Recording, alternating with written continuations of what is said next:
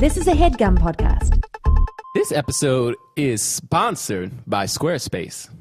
Ooh, Squarespace. You guys. You can build websites on Squarespace, right? What can you do on Squarespace? Yeah, man. You can build a website like jamesthirdcomedy.com. Or better, johnbraylock.com. Or better, jamesthirdcomedy. No, you already said that You one. already said that one. It doesn't work like that? No, Wait, you can't go back. but here's the thing. The reason that we use Squarespace, like, just for, if you want to know, like, it's easy to use, all right? How it's easy?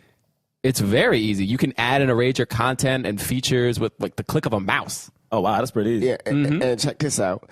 You get a free custom domain when you sign up for a year. But this means I can put, like, Jerah Milligan hates James3rd.com? That's right. Sign up for a year, you get that for free. James Third Comedy. Nah, it's okay. Stop it. No one knows Look, that the other site. thing I like about it is, like, they got beautiful templates. Like, you know, the design is a best-in-class online store with Squarespace award-winning templates. You know what I mean? I know exactly And you what don't need mean. you don't need to, like, download a plugin. You know, like, how annoying websites get, and they're like, please update your plugin. It's like, shut up. I want something where I don't have to download a plugin. Right. Squarespace got that. Yes. You know what they got? They got seamless commerce tools. You got a business?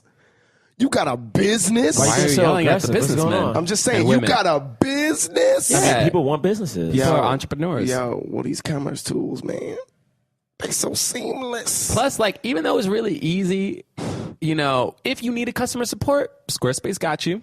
Oh, that's cool. 24/7. 24/7. That's I cool. have had, So I that's have nice. had, sometimes I'm like, you know what? Cause it's so easy to use. I'll be like shocked in the middle of the night at how easy it is. It So I'm wakes like, you up? so I got to go to customer support at like 1:45 in the morning. I'm like, Why is it so is it easy? so easy to use? And Oh, they man. told me. They told me. Oh, I respect that. Yeah, so please sign up for Squarespace now and use our offer code Yeah, use ours because we to get need 10% off your first purchase. The offer code is JUMP. Yeah, I get it because our podcast is Black Men Can't Jump. So Jump. our offer code is Yeah, JUMP. JUMP. Use that today.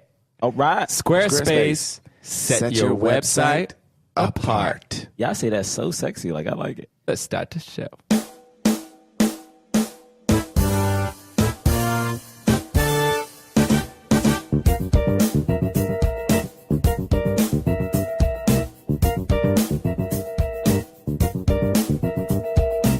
I wrote down Martin Luther King over Malcolm X. I love Malcolm X, but Martin Luther King's quote was like, I don't have it. But I know I wrote it in my notebook.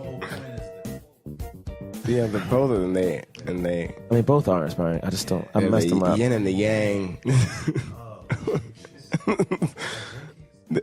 Jinx, But also jinkies. I don't have the quote. I'm sorry. You just... I wrote it in my notebook. It was a rough morning, yeah.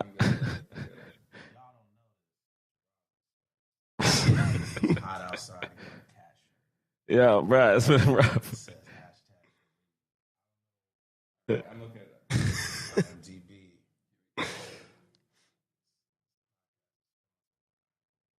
Yeah, IMDb and whatchamacallit does everything.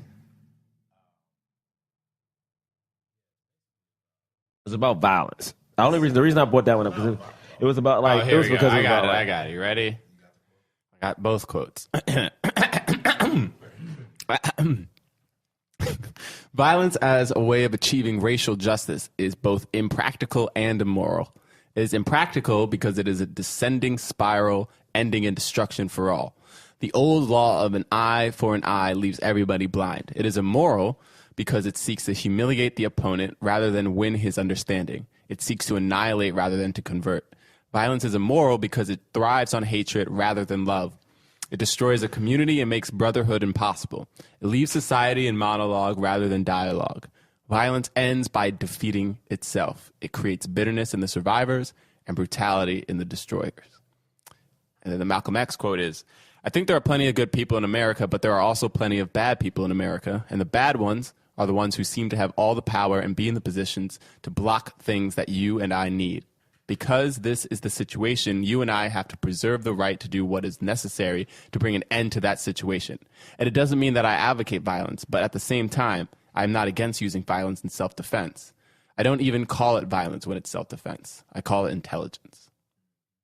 And black y'all, and I'm black y'all, and I'm like, no, that's all I hear in my head when I think of those quotes are just like, because I remember, you guys ever see the t-shirt, with Martin Luther King and Malcolm X, like laughing and shaking hands.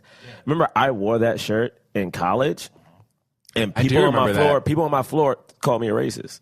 Because I was wearing, because people, I feel like racist. Oh, because I feel like people don't understand what Malcolm X actually was about. They just think he hated white people, and I'm like, that's not the case. But because you had a shirt. Oh wait, it got intense. It got intense. I had a bunch of who were my friends at the time walked up on me in my room and was like, "Hey, how can you walk around here with the shirt like he hated white people?" And I'm like, the man didn't hate white people. Like that's literally not at all. I was like, what? Not only that, but you do realize that the car that you have.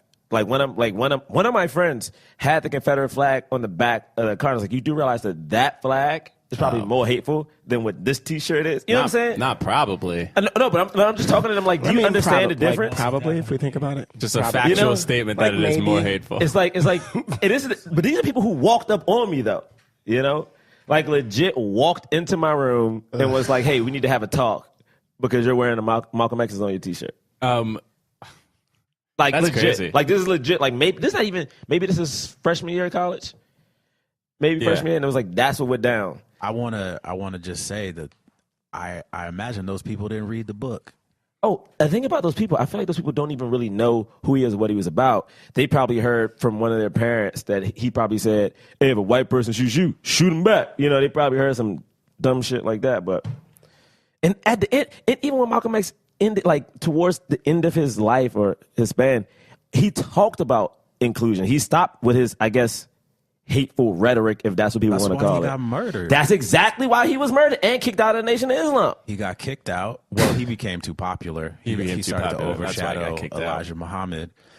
And then he also saw that Elijah Muhammad was doing, some extra stuff. There was some accusations of him having inappropriate sexual relations with some of his female employees and young ones too, right? Young, like in the teens. Yeah.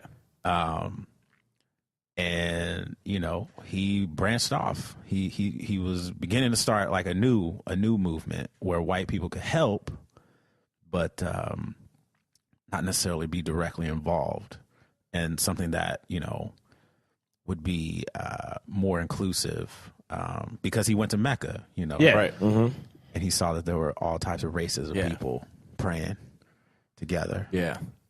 As the world is. It's so interesting. Everyone thinks Malcolm X is racist. I remember, it's so funny, like when you have certain things, I remember where I was sitting and how many people were in my room. Yeah. I remember one girl even tried to be nice, be like, but it's cool, but you're not like them though. You're not like the other ones. You're not like them though. You're not. And I would never. That's a line from line in Yeah, like you're not like them. They're not black. I mean, they're black, but they're more than black. They're like super. They're more than black. It's How like they're often not you black. hear that? And that's so crazy about that is that is supposed to be a compliment. You think about something like that, like that's supposed to be a compliment. Right. In their eyes, I guess. It's crazy. It's crazy how I'm Anyway, I don't know if we're talking about this now. Oh, let's start the show. This is gonna be a good show. This is hot. All right. Jonathan Braylock, James III, Jerah Milligan. What more can I say? You know what it is. Black men can jump.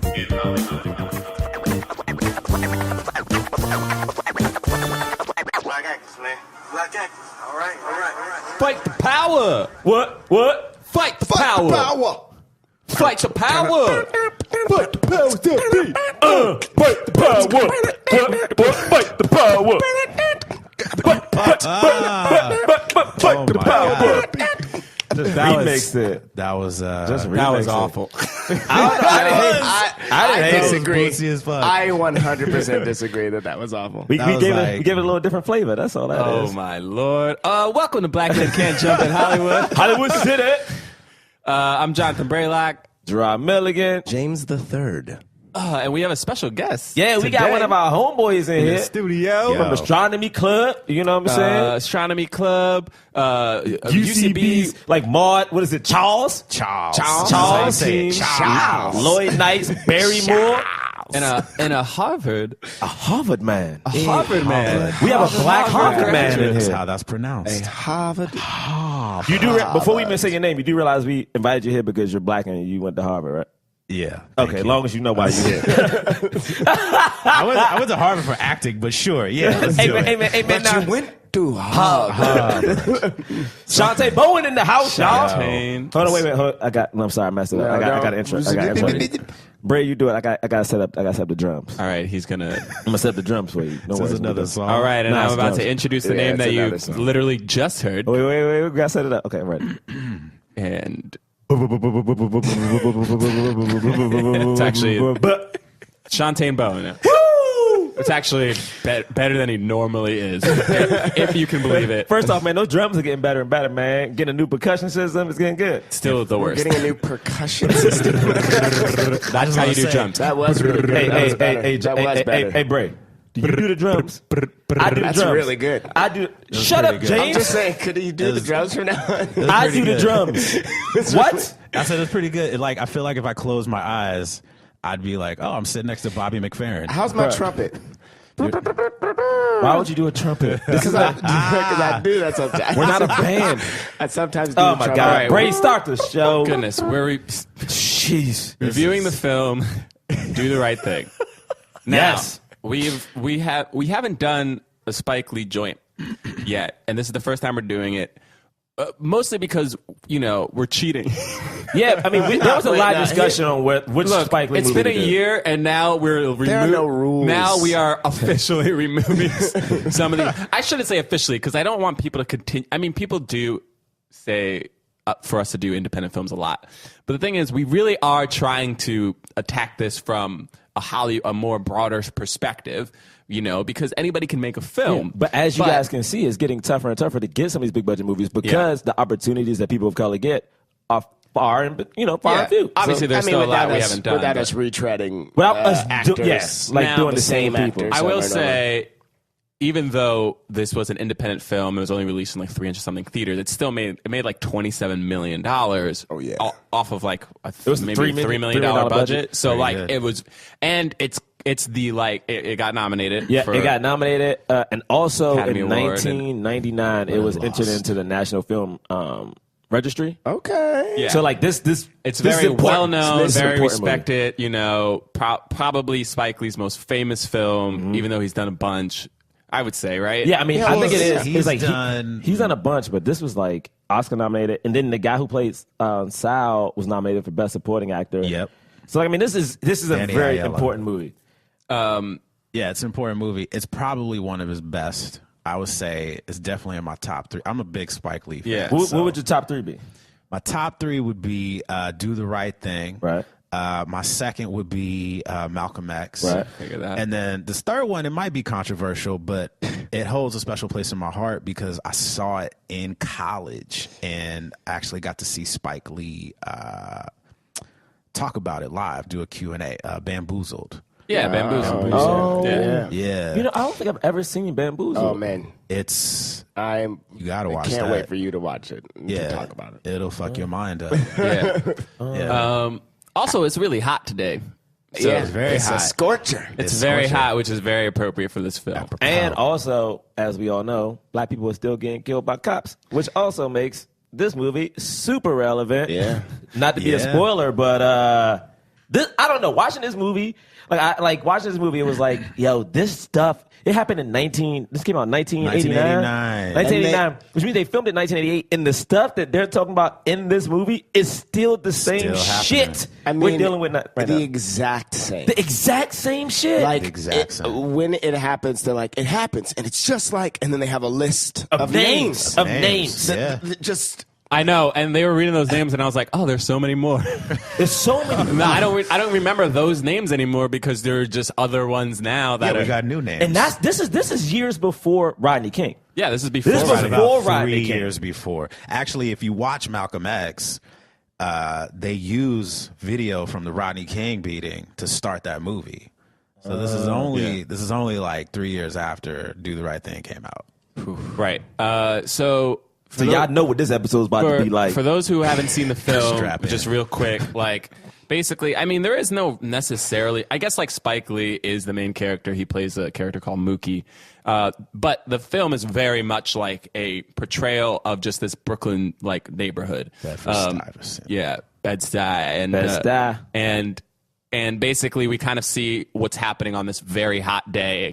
It focuses a little bit around this pizzeria that's owned by Sal, his two sons, Italian, and then but we're also like going in and out of different characters' lives. You got the mayor, you got Ruby D, who's my other sister. Oh my God. Ruby D, killing it. You got Killing it. Juan Carlo Esposito, who's playing Bugging Out, amazing. Oh, who's that? That's Salt? I mean, what's Gus his is name? what you used to call him? Gus? from Yes. Breaking Bad. Hey, man, Juan Carlo Esposito. But before he was Gus, Before he was Gus, he was a pushing that he was weight. Hey, man, listen. All I heard in is one of the Gus. most famous scenes in cinema, I would say. Which one? The shoe one? Yeah. Okay, dope. We got that. yeah, that's a hot scene. You got Radio Raheem, of course. You got Martin Lawrence was in this too. Martin Lawrence is in it with a crew. There's like a Dialect couple of work. them. Yo, right? He had a list. Samuel in it. Jackson. Dialect I work. was like, oh man, you Do got a that speech dialect impediment. work. I believe it. And What that dialect Rosie Perez is Mookie's love interest, if Yep. you would. Can I also give a shout out to Robin Harris? Oh, I was just about Really? Sweet Dick Willie. The reason I shout him out, you got to understand. Like I was Old timers. I was like 13, I think, when this movie came out. I saw this in the theater with my Aunt Frances. Robin Harris was like the hottest comedian at the time. Because this is before Baby Kids and House Party, right? Yeah, it's definitely. I think Baby's Kids definitely came out after this, and then and I think he got House Party off of Do the Right Thing. Gotcha. This is that time period. Right. He was a beast. He I was mean, amazing. my man at one point, not to skip ahead, but now that you bring him up, they have a discussion, and he's like, man, it's too hot. Like, one of the other old guys, like, it's too hot to be having sex. And Sweet Dick really gets so mad. It ain't never too hot. It ain't never too cold. Like, he literally goes to this thing. I got this name, Sweet Dick Willie. Like, bruh, he just feels like one of those old cats. He's the old timer. Like, oh, It's man, so this movie. good. Okay. You got your Korean, Korean Grocer. Grocer. Who shitted on the black people until they were about to ride, and he was like, Well, I mean, I'm he's too. he's also facing daily, constant racism. Abuse. Yeah. like nonstop. That was a Nonstop. big thing too back Yeah. then. Like, what was that? Oh, y'all remember Death Certificate? The Ice movie? Cube? No, the Ice Cube album, Death Certificate. There was a whole like tension between the black community and like Korean grocery store owners. Because didn't a Korean grocery store owner in Los Angeles shoot a young girl or something like that, and she got away with it? Not got away with it, but she went to jail for like a couple of months. I think so. Because it was in the early 90s. I remember it was such a big deal because it was this girl, and literally, again, it's another case on videotape. And I know this because of, hey, not to plug another show, but if you guys watched the 30 for 30 on OJ, it opens up with like the racial new tension. one. The new one, like the 8-hour one? The 8-hour one. That's the first good. episode is solely on just racial tension in California and in America. Yeah. And you see this Korean woman just shoot. You just see her just shoot this girl, and literally a couple of months later, Why? well, the girl like Was you see the stealing? tape. She didn't steal. Maybe she was going to. It's so tricky because like now I'm like maybe she would have, but in the tape you don't see the girl do anything. Right. You see the girl at the register. Maybe she was yelling back and forth, but you see her get shot. And then the next footage in the tape is like the court case, and they go over the court case, and the woman I think she gets 6 months. You know, I don't know if it's controversial, but something similar to that happened just recently where they had a cop, two cops on patrol in like a project, like housing projects. And like there was a dude coming up the stairwell, and I guess cop got nervous. He was like an Asian American cop. He got nervous and he shot. He just fired his gun and it ricocheted. And then a lot. Why of was his gun out? Because they were responding to a call. No, they were just patrolling. Oh, they were just patrolling? They were just walking around. I thought they were responding to something. But still, unless you're But responding he to got like convicted. a shootout. No, yeah, No, like your he got gun acquitted. doesn't. I mean, No, he I'm didn't not get a cop, acquitted. but like, I think he got acquitted. I'm almost positive he's the only person who's gotten convicted. No, there were I know a bunch. No, Asian American cop. He got acquitted. I'm pretty There sure. was an Asian American cop who killed the guy in the video. I Was gotta it, look that up because that was in the car. What was the guy's name recently? the stairwell. in the car. In the car, his girl. Philandro? Was it Philandro? Philandro Yes. Castillo. That guy was actually Asian. He wasn't white. Everyone thought he was white. Yeah. Yep. Basically, Anyway, so there's let's do tensions initial thought. amongst all races. yeah, it's tension everywhere. Like that's a good thing about this movie is that this movie didn't paint anybody as a villain because even the blacks, like they go and they harass the Asian guy. Technically, they harass Saul. Like Saul's son obviously hates black people. There's just so much. Like even in the Latinos in this movie, they have like a rivalry with the blacks, and then like it's not until the end where like something happens where it becomes all of us black and browns versus like whites. You know? Okay, I just looked it up. He did get convicted by a jury, and then the judge reduced the conviction to criminal negligent homicide, and then sentenced him to 5 years of probation and 800 hours of community service. So he out. Okay, sorry. But he was convicted. He was okay. He was so convicted by a court of. see, That's some bull crap. Yeah, Bruh, I mean, but it was like Asian community organizers that were like protesting and saying like, "Oh, you're trying to scapegoat him because like you can't convict these white officers." Yeah. Anyway, which there is something to that too. Yeah. I was like, he was the only person who was even indicted. Yeah. You know what I mean? Like none of the other cops were even indicted, let alone faced a trial. You know. And again, just so people know, like we're not about to sit on this episode and crap on cops. There are good cops. Like I just want people to know. Of course. Like no, because I feel like every time you say anything bad about a police officer, they're like, "Oh, you hate all cops." No.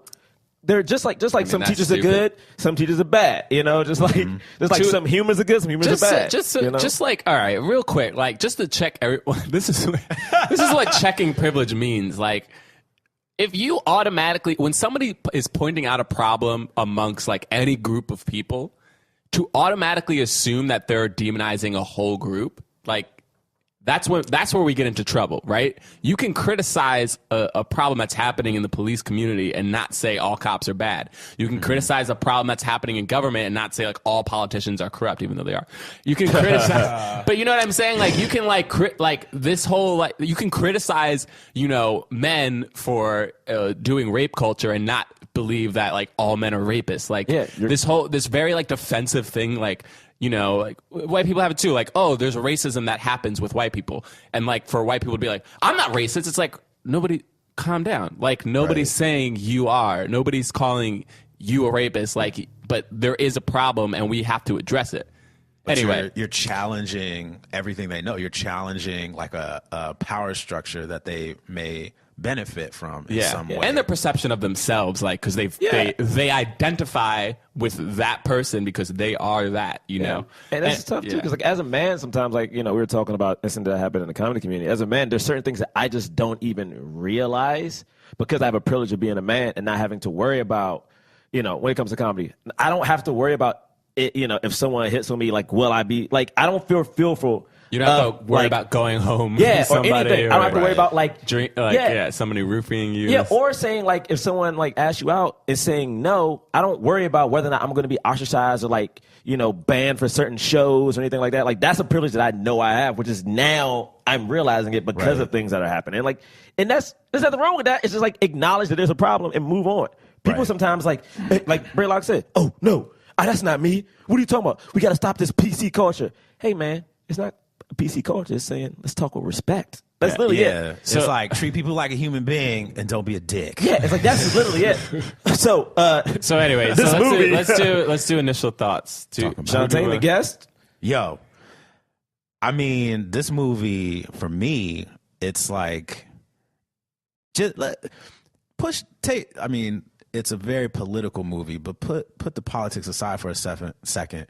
It's a beautiful movie. Yeah. Like it's I think one of the reasons the movie works so well, it's so artistically well made.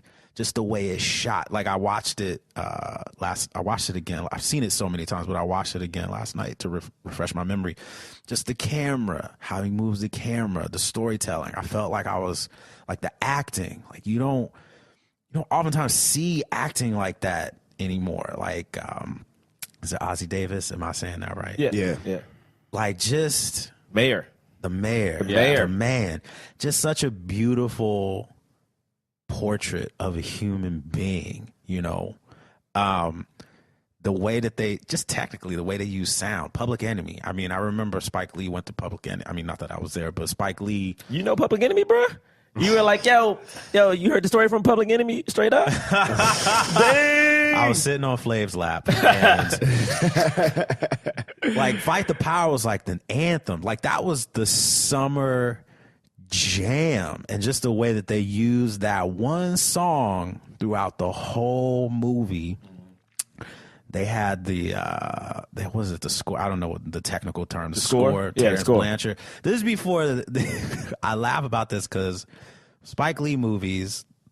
I think Terrence Blanchard is like scoring every movie. Yeah, and like it's in Do the Right Thing. It's done just right. Like underneath the dialogue, you have this like nice jazz score. In the later films, it gets a little too like. Like crazy. He Blanchards the scene. But just like what was astonishing, now bringing the politics back into it, what was astonishing to me is that all of the issues in the movie, from racial tension to gentrification, I didn't talk about that, to police brutality, to perceptions of what are, being beyond blackness, all these things, they're still relevant. Right. Like, you could take all of the people, all of the black men and women, black men and women who've been murdered in the last 6 months. You could take their names and just plug them into the scenes. Right. Like I do a bit of everything, but one of the things I do real estate. And it was fascinating to me, the scene where, the white dude in the bird jersey. Yeah, Larry Bird. Larry Bird. He steps on Bugging Out's shoe and I remembered this, like, don't step on my shoes. That was Jordans. like The Jordans, man. Yeah. I mean, I didn't have Jordans as a kid. I had ponies, but like, don't step on my ponies. Yeah, but also, this is when Jordans were only $100, man. Only. That's a lot of 1989. That's a lot of money, man. Which is insane that there's so much more now. Oh, they're crazy. I don't even get into shoes, but like they used the word gentrification in the movie, and I was like, probably when I was 13, I didn't even know what that was, but I understood, like, oh, this white man doesn't necessarily like belong in this neighborhood, and like he is kind of like, he owns the building. He owns that brownstone. He owns it, and he grew up in Brooklyn. He owns it, and it's just like, because I do real estate, and one of the areas I work in sometimes is Bed-Stuy. Like, I drive around Bed-Stuy, and it's like, it's still, the gentrification is still happening. It's still going on. Like, all of these people are moving in, and other people that have been there for decades are being displaced, obviously the police brutality is still going on, you know? I mean, the chokehold. Oh man, wasn't that just outlawed? The chokehold has been outlawed, though. Yeah, I actually looked it up. The chokehold apparently at this time, well, when the movie was probably made was 1988. It was in question about what to do about this chokehold. Right. And this is the same chokehold that killed Eric Garner. Yeah. The same chokehold. Same chokehold with the same. The thing that make that scene, not to jump on you, the thing that makes that scene so disgusting is he gets hit in the chokehold, and then the one cop who realizes that he's dead starts kicking him to get him up. Mm-hmm. The way to get him up. Well, he's panicking, yeah. But this is the way he panics. Get me in trouble. He kicks him. Right. Yeah. Then they take his dead body, which they all know is dead, and throw it in the backseat of a cop car. Yeah. Right. They're trying to get out of there before they die. Yeah.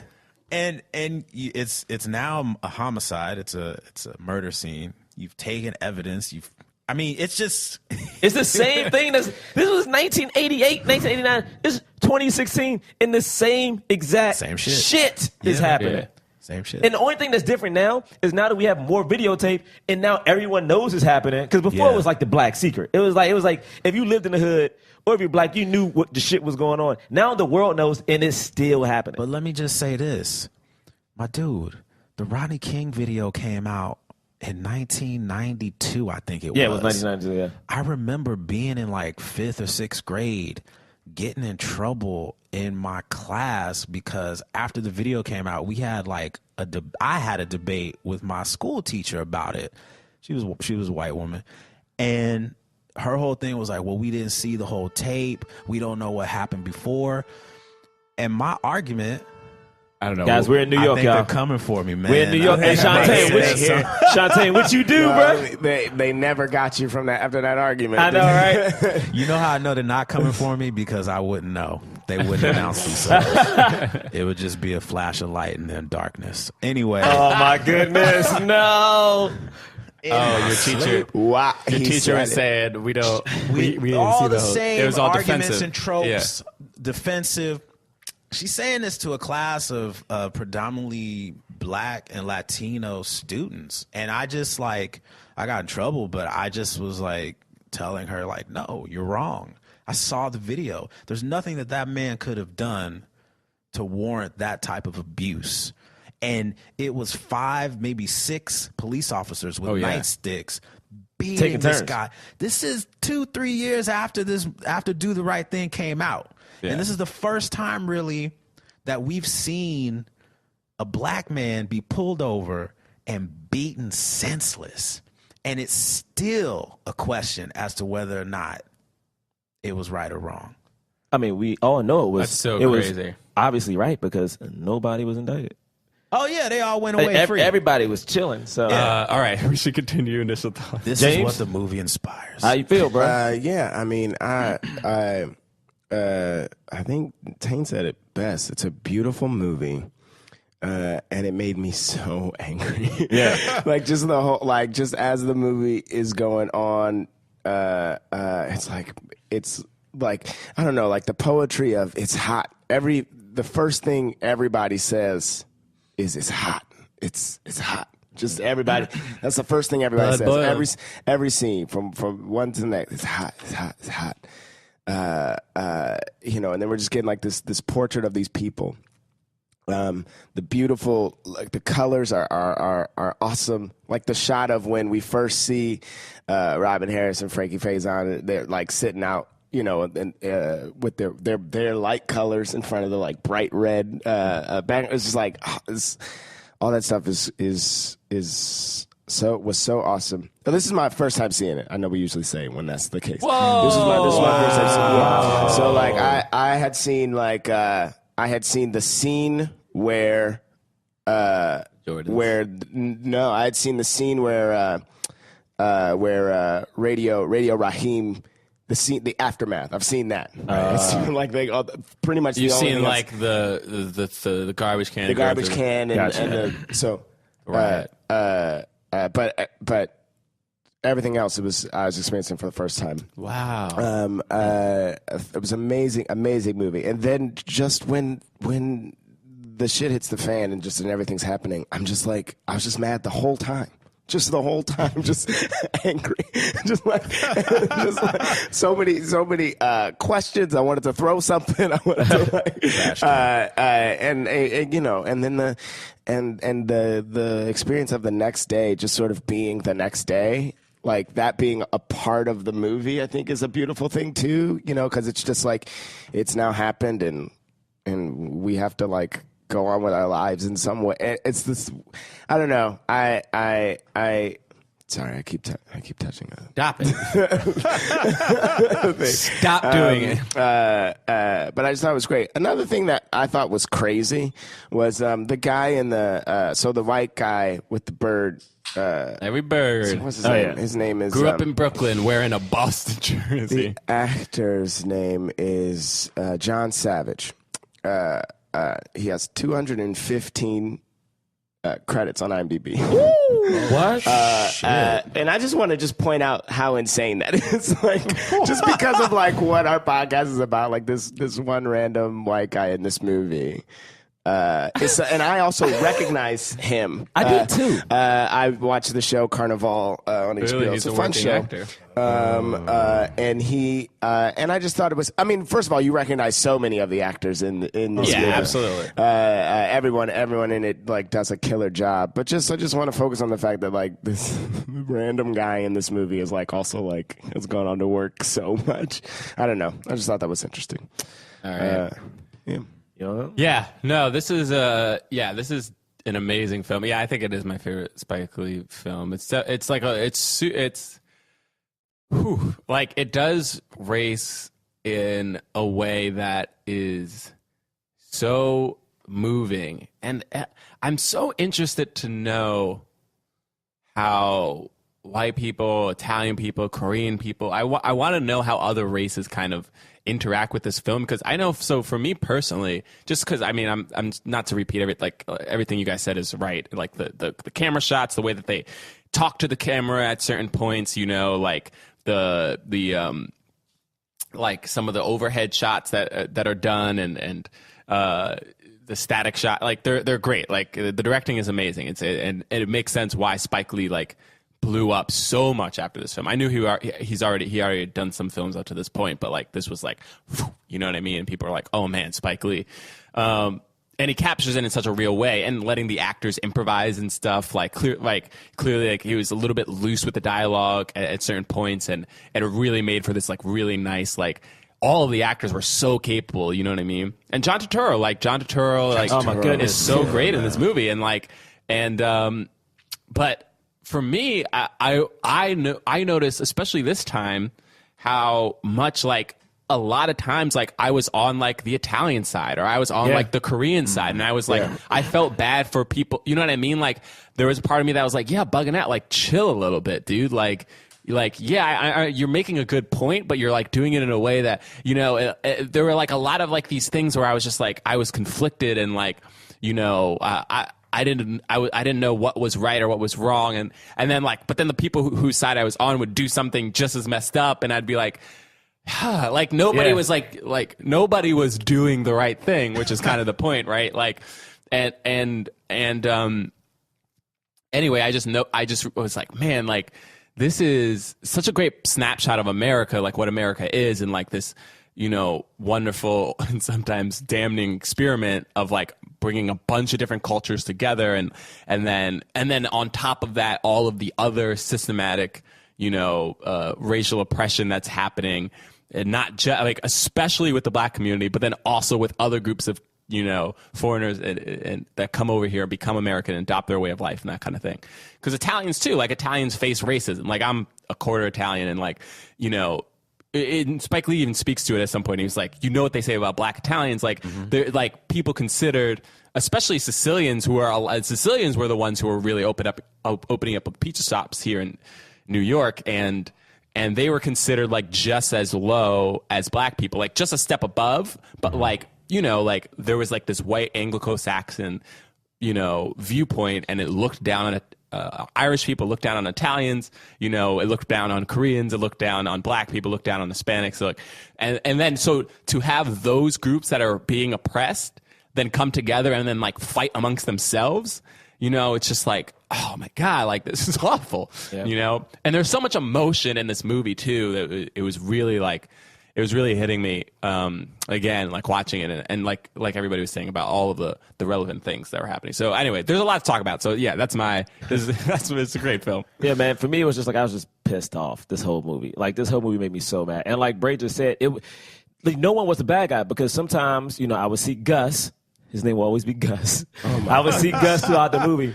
And I mean, Gus, it is a great role. Like Gus, yeah, man. Like Gus, I was like, man, Gus, just chill, bro. And I also felt bad for Sal a little bit, you know, like Sal legit even get it's so until interesting. The end, no, which is so interesting. They build him up to then show, because almost he was like this not a savior, but he was this immaculate man, because he had a monologue about like to John, what's John's name in this movie? That's Turturro's name. Oh, it's like Pino. Yeah, Pino. Pino, to his most racist son. He even told Pino like why he's there, like why it was important, like why these people, the black people, aren't that bad. So to give this man that speech maybe 20 minutes prior, and that he was proud of like feeding them. Like he saw them. Yeah. He saw the older get older. He saw the young become adults. You know, they grew up on this food. He takes pride in that. And then later on, to have him say the N-word with such hatred and such anger in his heart, even though he was provoked. He was provoked, which is so interesting to see, like, what will make a to me, it's like, to me, the conversation between Mookie and Sal at the end, where, like, Mookie comes back the day after everything goes down to get his money, and it starts off with this argument, right? And you think it's just like these people these two men will never, ever be friends. But as they talk, it kind of just subsides, and he's like, so where you going to go? What you going to do? And like this movie has a way of like taking angry moments and just humanizing them because you may fight with people, but this is how the way it goes. Like even when Mookie fights with his sister, they're screaming at each other, like just going nuts. And then in that same conversation, they just laugh it off. And it happens twice, you know, and it's like that's how it is when you fight with your boys. It's like, yeah, I'm pissed at you right now. Hey man, but you trying to go get a slice real quick. You know what I'm saying? That's just how the world is. Like it's me and John have fought. Like, me and John probably got into one of the biggest arguments of our life via text message. I'm at an audition. I'm gonna tell you something. I'm talking a huge fight. Huge. I don't think we've ever fought like that in our life. Yeah, huge fight via text message over the podcast, as a matter of fact, about like guests. And all of a sudden, I'm at the audition. John's girlfriend shows up. I'm like, hey, what's up? And she's like, oh, I have clothes because John's on the way. I was like, the fuck he coming here for? Like, sitting in the audition room, like, what he coming here for, man? And then he walks in, and we both had like that quiet, like, stare down real quick. He sits down. We end up auditioning together and booking it. And this all happens like it was insane. But it's like that, you know what I'm saying? But that's how the world works. Like this was a huge argument we just had. You were MLK and Malcolm X in that moment. In the moment. You know what I'm saying? In that moment. That's literally how it was. Like, a lot like how he was like very like calm about it, and I instantly got mad about whatever it was, and it was just in. But, you know, this movie did a good thing of just showing, like, how humans interact with each other. And the thing is, like, this racial tension that's in this movie, it may not be as crazy thick with minorities. And I'm including, like, Sal and them in the minority because, like John said, like, Italians are considered minorities for a good portion of a lot of people. So it's like to see these people interact with each other, fight, but then kind of get over it. It's such a beautiful thing because it just shows that, like, yeah, man, we all have different skin color, but we all, at the end of the day, are just humans. Mm-hmm. Just humans who, I hate to say have one common enemy, but we all are trying to get to like, you know, we all are trying to get to a certain point, you know? The man. Yeah, the man. I mean, because Saul said it, he was like, yo, I saw him die here. I have to live with that too. You know, he's like, everyone was in that situation, you know? Yeah. So, okay. What's the best way? Let's just go through the film for, you know, and then we can hit on each moment because there are a lot of things I definitely want to talk about. Yeah. You know, the beginning of the film is great. It starts off with like, you know, I mean, opening credits aren't a thing anymore, but I love like the opening credits with like the people dancing, like Rosie dancing. Rosie Perez? Oh my god! But that was such an interesting opening too. Yeah, well, she was, yeah. This is when she hit on it. This is when she hit. I was gonna say she was like the original fly girl. She was the original fly girl. She's the original. She was like the first fly girl. I mean, I'm just gonna say, my 13-year-old self at that time, sitting in the theater watching a beautiful woman dancing and punching and fight the power. I can't even talk. It was powerful, right? It was very powerful. It's a very powerful image. A woman of color fighting and dancing and sweating. Can I say also something that I love about the structure of the movie is just how beautifully structured it is. Right before Fight the Power is the Lift Every Voice. Lift Every Voice and Sing. And it's like those two things together like that is the same as like the two quotes that we see at the end. You know what I mean? Right, like one into the net. And I think that's also like an incredible part about it too. We don't open up on Mookie though, right? It's somebody. No, it's Samuel Jackson first. It's Samuel Jackson first person to speak. Like the chorus almost. Yeah. And then talking about how hot it is too, right? Mm-hmm. Like, and then we go to, is it the mayor? Ozzie Davis. Yeah, the mayor. Ozzie Davis. He wakes up. He's in bed. It's hot. You know? One thing about Ozzie Davis, though, not to jump ahead, but it's like, so. We can talk about his character, like, you know what I mean? Yeah, like Saul, like the actor who played Saul, Danny Aiello, was nominated for Best Supporting Actor, right? Yeah. Ozzie Davis in this movie, man, was his character was so layered and such a beautiful human. Mm-hmm. Yeah. And I'm like, it's just, every time I say, okay. I'm just saying. Every time I see one of these movies, right? All right, it's the white dude who gets nominated. Like when I think was he the only one nominated? He was the only one nominated. That's messed up. I mean, when I think it's straight out of Compton. You're 100% correct. Can I interject one thing that might piss y'all off? At the time, do y'all know who won Best Picture in 1989? I don't. No idea. Driving Miss Daisy. Oh wait, can you tell people what that movie was about real quick? Tell them what happens in that movie. It's basically about a brother, black man, Morgan Freeman. It's about Morgan Freeman. who drives around an Older white woman. elderly, rich white woman. And it's kind of set through the civil rights era. And he drives her around. He says, yes, Miss Daisy. No, Miss Daisy. Okay, Miss Daisy. Morgan Freeman. And Just hearing you describe that movie, it was a play. It was No, a play. yeah. which just came back out recently on Broadway, maybe 2 years ago. Yeah, it's very sentimental. It's very like...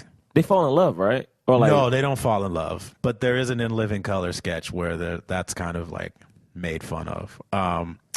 But yeah, man. But it's considered like pro-black, but in this very like white-centric way, right? It's through the eyes of the white woman. Right. Yeah. It's like, oh, I'm learning to accept black people. Black people. Because my driver is black and Yeah. he takes me to the Piggly yeah, Wiggly. he's humanizing. He's human too. and yeah. man, the Piggly Wiggly is a very important establishment, bro. It's true. I mean, it's like that's the same. It's like it's very similar to like the Uncle Tom like play, you know, where it was created by white abolitionists who are like fighting to abolish slavery, and at the same time like portraying this image of a black man who's very humble, very very Jesus-like, and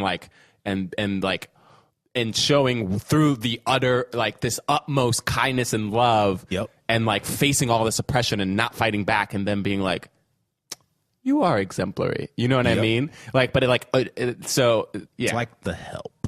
Don't bring that movie up. I'm not- You can't. Not That movie not just- around oh, Jerah. I'm jumping anyway, around. yeah. Sorry. Not around. Not right now. I have a strong hatred for that movie. Hey, it's a shit. yeah. pie. Yeah, but the mayor was such a like. Could they establish him? Like, you thought he was going to just be the drunk old man? So yeah, he drinks. He's like day drinking. Yeah, he day drinks. Like, he comes around. Like, literally, the first thing he does, he sweeps out Saul's outside the restaurant. He gets some money. Get some money. Goes. They don't have a Miller High Life. Nope. They don't have an MGD for him. and he's cursing out the Koreans because of it. Pissed. Angry. But then later on, you see this dude save a life. You know what I'm saying? You see him save this little boy. The same kid who he had get more alcohol for. Exactly. Yep. Save that kid. Exactly. He gave him 50 He cents. did give him 50 James. cents. He paid the man for his services. Yeah, it's like it's yeah, and some people are like yelling at him. So yeah, let's want to talk about that scene too. Like that was a very interesting and hard scene where you have these four young like not kids, they're like supposed to be young teenagers. adults, Yeah, they're like- teenagers, like you know, seniors in high school or something, like and they're just like, why are you called the mayor anyway? And blah, blah, blah. And he basically has this whole monologue where he's saying like, look, you don't know the pain that I've gone through. You don't know how hard it was for me. Like, you don't know anything about like raising children, not having enough food on the table and like all this stuff. Like, so like, leave me alone. Like, let me drink. Like, let me solve the problems in my life how I know to solve them. And this guy, and like, literally at the end, he's like, you done with your soliloquy? Oh, man. Yeah, He's like, like, straight yeah, up. you're right. I ain't never going to know what it's like to not feed my children because I'm going to work and not freaking be a drunkard and like stay around all day. And like, and And like, he just doesn't let digs up. into him. Like, does not you let know, up. like, and he's like, I have more respect for myself than that. Like, and you're just like, damn, like, it's so tough. hard. It's so hard Yeah. because like there is like, you know, and this speaks to a lot of like, we don't have these conversations that much anymore because like, you know, we are living in this PC culture where people are afraid to talk about stuff. But I remember having these conversations a lot about like, black people, and they have this later on in the movie with the old timers, like black people like doing things for themselves, like lifting themselves up. Yeah. And it's this thing of like, you know, how long can you wallow in depression and self-pity? You know what I mean? How long can you like just be like, oh, I'm going to inebriate myself to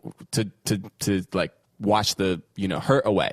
And at the same time, you're like, but how can you judge somebody who like has gone through things that you don't know about and say, well, I wouldn't do that. It's like, but you haven't gone through it. Like, so you don't know what you would do. You know what I mean? Like even the young dude who was talking, it's like racism still exists in the era that he was living, but not like it existed in the era that the mayor was living. Like not even close. Like, so like you can't, like, how do you know what I mean? He lived through an era where both Martin Luther King and Malcolm X were assassinated. Yeah. Where people were being lynched with literally. lynched. Yeah. Not, and that's the thing I think people always forget. It's like this. We're not talking about something. We're not talking 100 years ago. Ew. We're talking about what? 50? 5 minutes ago. I know, but I'm talking about when people like in the streets though. There was a point in time. My family's from the South. There was a point in time where like on these dirt roads, people were lynched and dragged on streets. Yeah. This is in our broad daylight. parents' lifetime. You know what I'm saying? Yeah. And so every time I hear people talk about, oh, get over stuff, and like even like what you're saying, Bray, like this kid talking to the mayor. Like, he understands what the mayor went through. And it's like, no, man, we haven't even touched on what our parents and grandparents had to see. Like, us sitting in this podcast room right now is something I'm pretty sure my grandfather would never even imagine would happen because Nick, our producer Nick, is a white dude. Right. And my grandfather legit grew up in a place where, like, he was fearful of that kind of thing. Like, fearful because he didn't segregation know. was a real It was a thing. real thing for him. Let me ask you a question, though. Do you think those characters in that film, because they are representative of, like, I guess at the time, youth, Right. do you think that they even understood the historical events that transpired? Do they like understand the civil rights era? Do they have that I education? think somewhat. They had. Yeah, to some degree, To right? some degree, they must know about, because I mean, you had what's his name walking around with the pamphlets about Malcolm X and, Yep. and Martin Luther King, and like I don't know how deeply they knew about that history, but they like. I would also imagine their parents would like say that kind of stuff, I mean, it's hard, man. 'cause Yeah, it's but It then is if hard. let's suppose that they do know, right? Yeah. Then I feel like that scene is like a rejection of some, or like an indictment, like you guys failed. You failed us. I think wow. I think almost it is like that. I remember growing up and like this is probably very very small, but like, all right. So we all know it was a fight for black people to sit on the front of the bus. Very simple. I grew up taking the bus in D.C. and all the black kids wanted to sit in the back of the bus. And I remember one day. That's what in That's children when where you're the cool people sit. you're a kid. The back of the bus So is no cool. one Back can of the see what bus. the fuck you yeah, doing. back of the bus. And I remember one day, because I went to a Catholic school, this nun who was African American sat us down and was like, "Hey man, did you know how hard it is? Do you know how hard it was for your grandparents to get you to the front of that bus, sit on the front of the bus?" And it was a thing of like, yeah, we knew. I mean, we knew. Like we had like I was in school and like the hood, so like we had Black History Month was a thing, so we knew about it. But when you had to sit and think that, like, this isn't a long time. I think that's the hard part. This isn't a long time ago, man. Like, your grandparents could not sit on the front of a bus. It wasn't an option. I was raised by my grandparents, and when they were children, they picked cotton. My mother picked cotton. Yeah.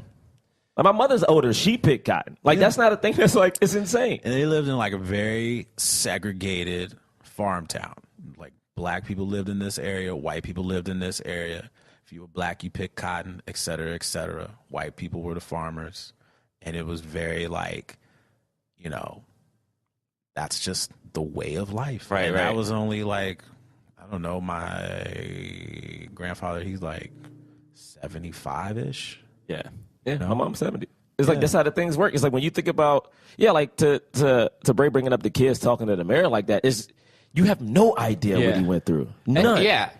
And at the same time, I understood like him being like, just be better. You know what I mean? Yeah, I understand. The kid is true. The kid is right. And too. Out here drinking. Yeah, and the mother sister has the same kind of thing. It's just like, no, you're all drunk. Like, I don't want anything to do with you. Like I just want a date. It does feel like a rejection of what he had to go through, but also like I remember hearing kids talk that way to adults growing up. Right. Like Disrespect. saying those exact things because it like also kind of feels like, I guess to them, like it feels to them like they like you failed us. Like you are failing me. You're not giving me a thing to aspire to. You're like this Totally thing that I'm looking at that's like an embarrassment or what have you. And I think that the movie, I feel like the movie does a great job of having all sides of the conversation at any moment. Not Radio Raheem, but Buggin' first, right, is like feels the way that he feels, but then Mookie is just like, we ain't got time. Like, You know, we don't have time for this right now. Also, I'm working. I'm at here. work. Like, what are you trying to do? I got to do my job, but it's ultimately, you know, it's that anger that leads to everything, but that is connected to all the little seeds. Yeah. Oh, sorry. Go ahead. I feel like everything Spike did in that movie had a purpose, and like if you watch all of his films, you know that like alcohol is always a character in the films, you know. And what I've noticed is like there's a lot of drinking going on. There's a lot of brothers kind of like not working. Mookie's the only one really working. He's the only one with a job. Him and Sam Jackson. Him and Sam Jackson, right? Jobs. And it's just interesting. It's like, you know, I just thought of this, but maybe the mayor is also, maybe they're having that reaction to him because it's like, I don't want to end up like you. You've been in this neighborhood for X amount of years. You're a mirror to, you're like I don't want you to be my future. You know what I'm saying? Totally. Yeah. Even like Robin Harris and Frankie Faison and what's the other guy's name? The actors. Well, but those three guys. Let's talk about them. Even they're like, when are we gonna get? I can't wait until we get our own businesses. Yeah, I want to talk about this conversation. Self-determination. They have. So basically, they're the three old timers are just sitting, you know, on their lawn chairs, like in the middle of the street, just kind of watching the neighborhood, and they're sitting across from the Korean shop, and like they strike up this conversation where they're like, man.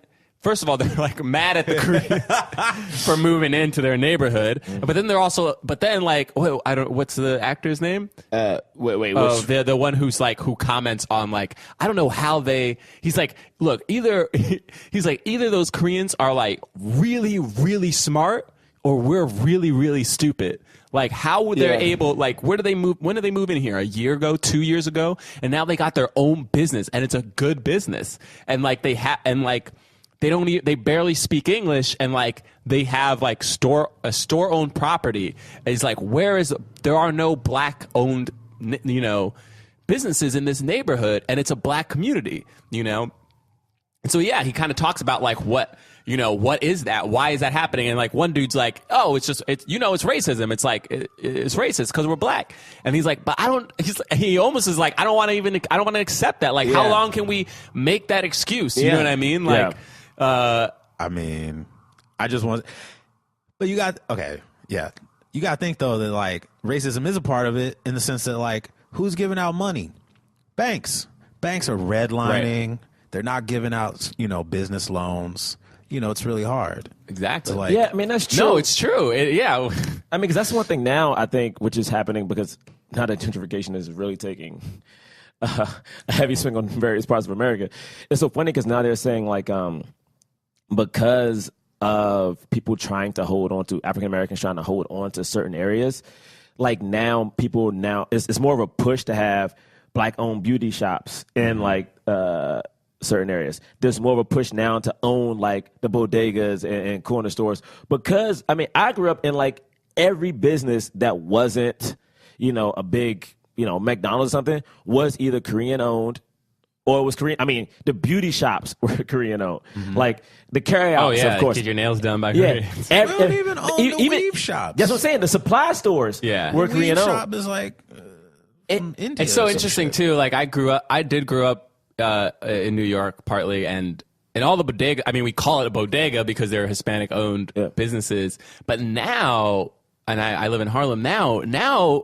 It's so interesting. I don't know when this shift happened, but there's a lot of Middle Eastern like owned corner stores and stuff like that. And like that has become like all of a sudden like somehow that community got in and like there was a Spanish owned like bodega and it got, and I don't know what happened to it, but literally it's gone. Like either a fire happened or something. They didn't have insurance and it's gone. And now both of the corner stores that are on my block are owned, like they're Middle Eastern owned.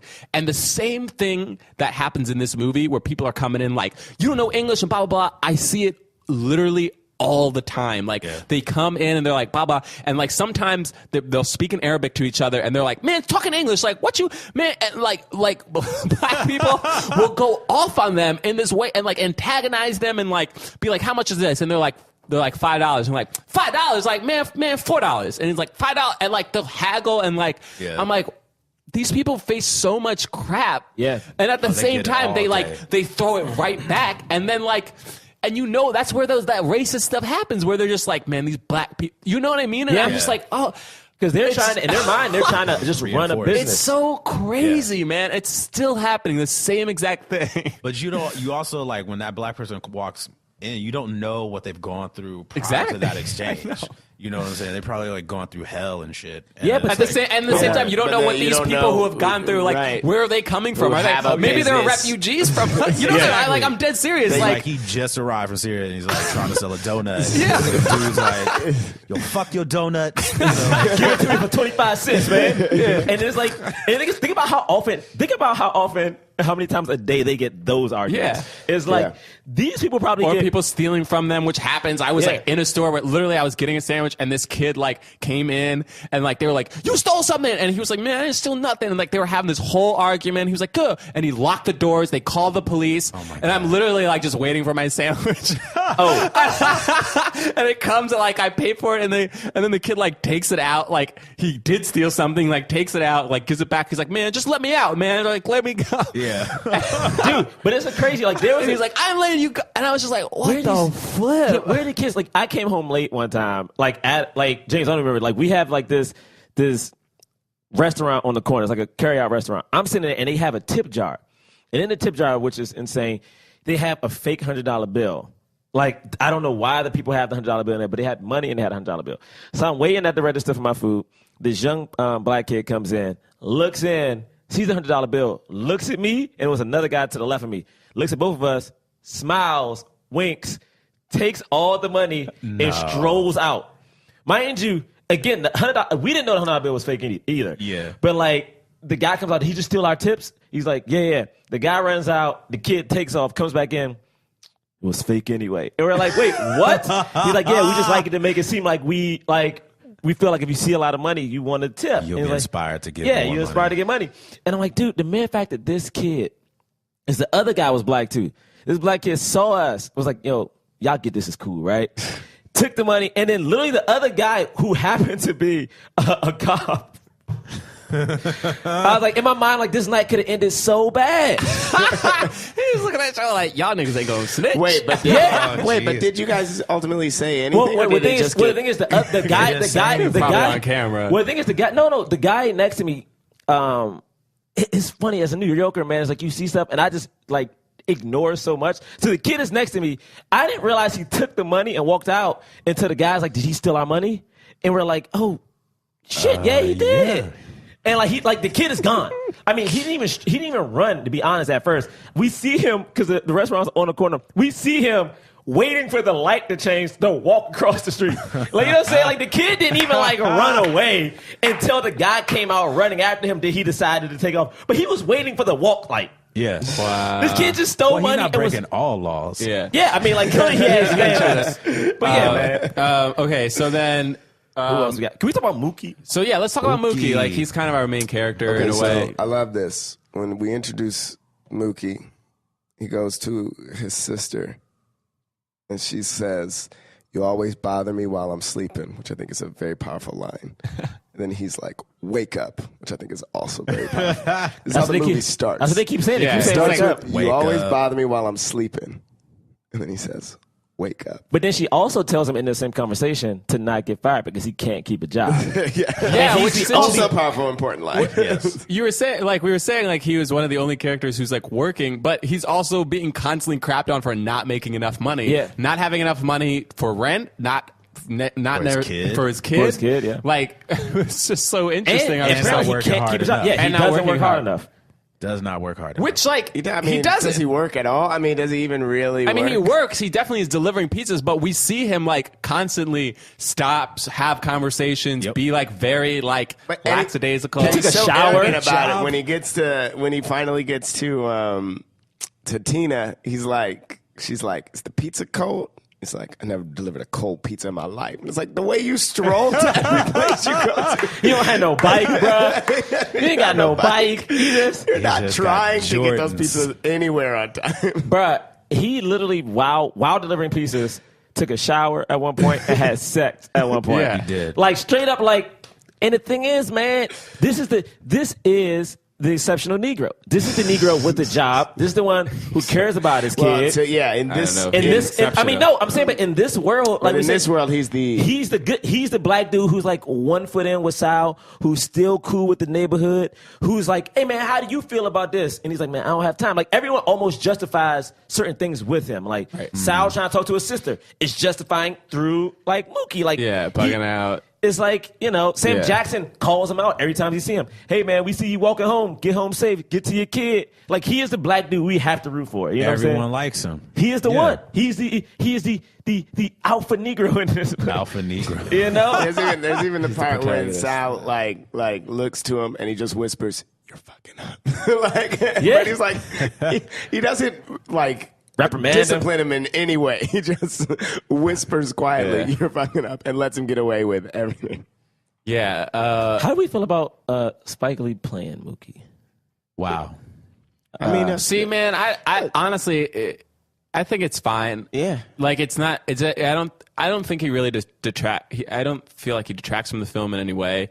I'm glad he stopped acting in his movies, but like. No. Wait. Spike? He is in every one of his movies. Is he really? He's not an inside man in those, or like he stopped after. It's like Malcolm X, right? Well, he's not like the main character. He put like, I may be wrong, but there's a string of like 6 or 7 movies where he's in every one, and it became a thing where people were like, "Dude, you got to stop." Right. Well, I remember him. I remember He was the in a movie. little bit of blues. Did he have to stop, though? What is my thing? He took like lead roles, and the thing is, he stopped, and then also Quentin Tarantino used to do it, and Quentin Tarantino still does it every now and then when he does like a line or two. Oh, Quentin Tarantino is always, it makes a cameo. He does it, but I remember he was he a bigger stopped. part.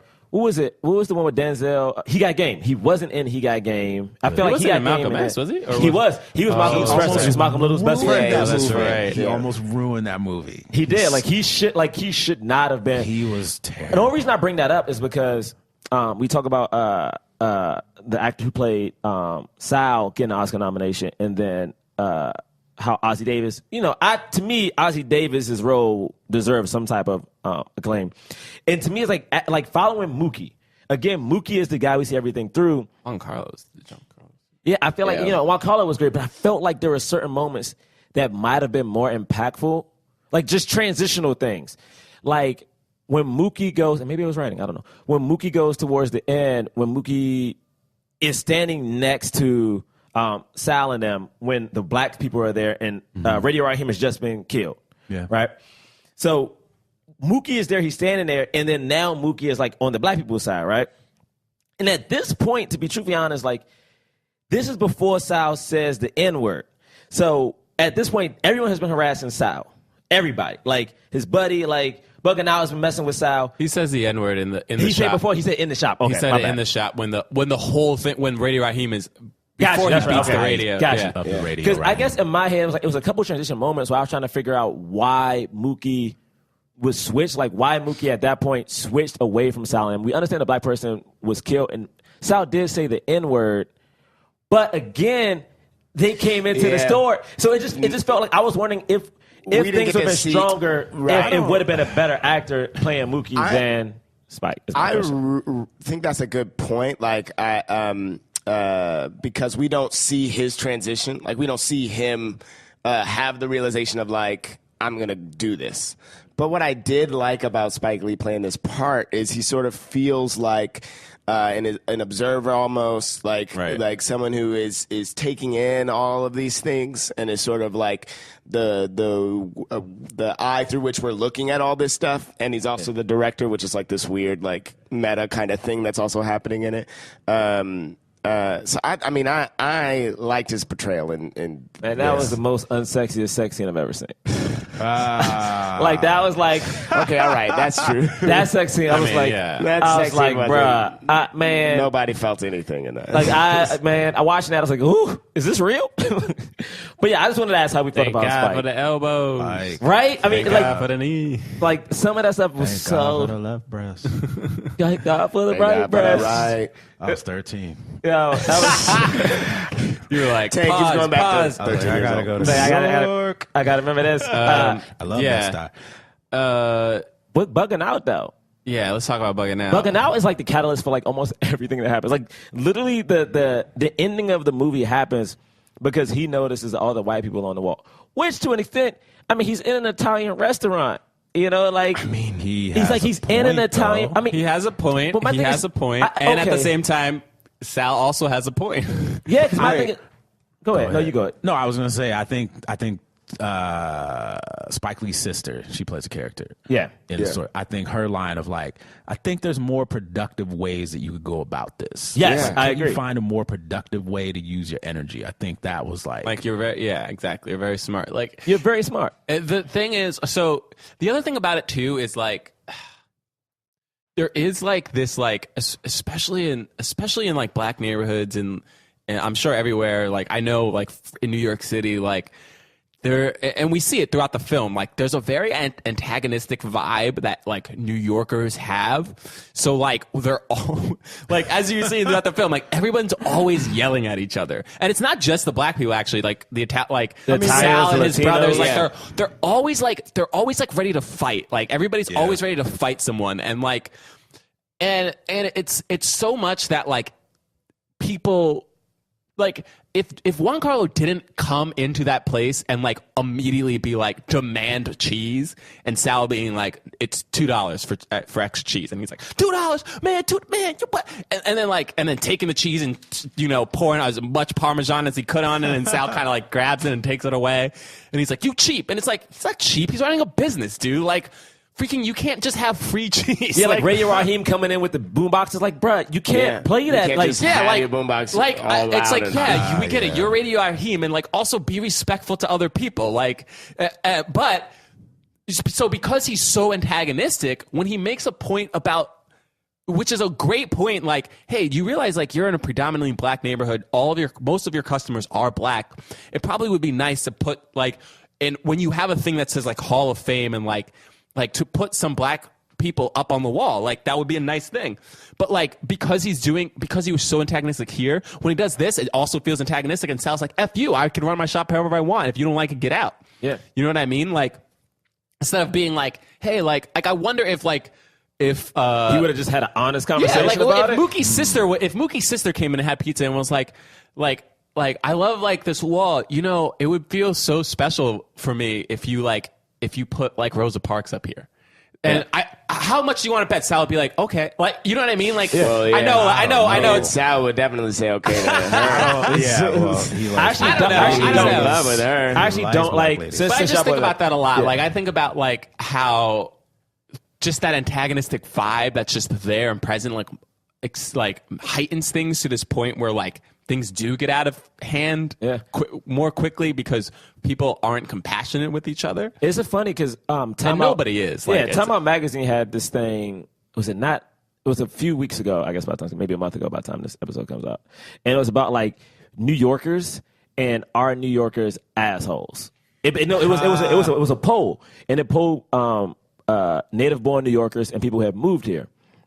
And was it 70% of people who have moved here said they felt more aggressive after being here for like 3 years. Yeah. It's like New York has made you like 100%. more aggressive. There's too many people here. Dude. It's too many people. It's so much going on. It's tourists. Honestly, And, like, there's just too many people here. Dude. And the thing is, what someone was saying when someone wrote the article is like, if you are a very like passive, like not saying super, like if you're a very quiet, passive person in New York, you almost are brushed aside. Because the thing is like, to be established, to have a presence, you have to own space. Yep. Apparently in New York, because space is so hard to get. You have to own your space, and if you're a person who's kind of meek, it's like, yo, get like literally. Think about the people who are like on the train. People on the train and they're walking slow, even though they're strolling. You're like, yo, get out the way. I got some. Even if you're not in the rush, you just don't want to be behind I've this totally slow been person. that rude person who's literally almost like I've almost run people over trying to get around them because they were slow. And anytime I do that and the person is clearly like a tourist or something and they're like, huh, I'm like, shoot. Not even. But also I need to get to where I'm going. Yeah, and it's like you may not even. And one of the things that the article touched on, and I only bring it up because of what you said, Bray, about like how everyone's so aggressive in this thing. The article was saying how like you could not even be in a rush. Like it said, you don't have to be in a rush. And the moment you see someone moving slower than you, you feel like you have to get past that yeah, person. infuriating. Like it just you're strolling. But the moment someone is having, I think about that all the time. It's almost they might be know strolling. where we're going. Yeah, I'm going home. Yeah, but like you just don't want to be behind that person because you know what? Maybe they are also having like they may also be relaxing, but they might be relaxing too hard. You know what I'm saying? It's like you're just doing a little bit too much chill. Oh my God! Get the hell out of my way. I got to, speaking of aggression, I got into like a classic New York style screaming fest last week. Really? Yeah, I was with my girl. And we were driving. I drive. And it was a green light. And this dude, this like hipstery dude on a bike, like a city bike, he had his he had his headphones on. I already hate him. He had a beard. He had his headphones No, on. it's good. No, I like Nick. Nick is cool. No, of course Nick I is wouldn't cool. yell at Nick. Unless he was on a city bike. Nick owns his own bike. This fool rode his bike into the middle of the intersection on a green light while I had the right of way, and I stopped and I honked my horn at him, and he turned around and was like, "Fuck you." And I was like, I looked at him, I was like, "Man, fuck you, motherfucker." And I go around, and my girlfriend, she's sweet. She's like, "Baby, maybe you shouldn't talk." And I'm like, "Don't tell me how to talk." And we go park. And you parked? We parked, and because we had stuff to do to get out the car, and then he showed up. He like followed me, and he was like, "You little dick motherfucker!" And she got out the car before me, and she was like, "You a fucking asshole! He almost killed you!" And I got out the car, and I was like, "You dumb piece of shit!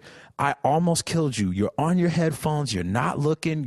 You're in the middle of the intersection. It's a green light. You could have died. I saved your freaking life." And he was like, "Well, you told me to fuck myself." And I was like, "I told you to fuck yourself because you told me to fuck myself." He was like, "I wasn't talking to you. I was talking to the other guy over at the I guess some other guy." And I was just like, "You're a fucking moron. What's your problem?" Like, but we're screaming. There's a white woman. I wasn't talking. I didn't say F you. I was saying F you. Yeah. Yo, what? This white woman took her baby out the car, like took it into the house. It was like crazy. It was, man. Oh my goodness. Man, I could talk about so many screaming. I mean, I don't curse either, but like, oh my goodness, this person almost hit me with their car. And I had the right of the way, and I was like, stop. And they stopped, and they were like, "F you, Baba." And I was like, you almost killed me. And they're like, "Well, maybe you took your headphones out." I was like, "Nigga, I'm the one who stopped you." My headphones have nothing to do with it. You were not paying attention. I am literally stopping you from killing me. And it's too hot, and there are too many. Oh my God, yes.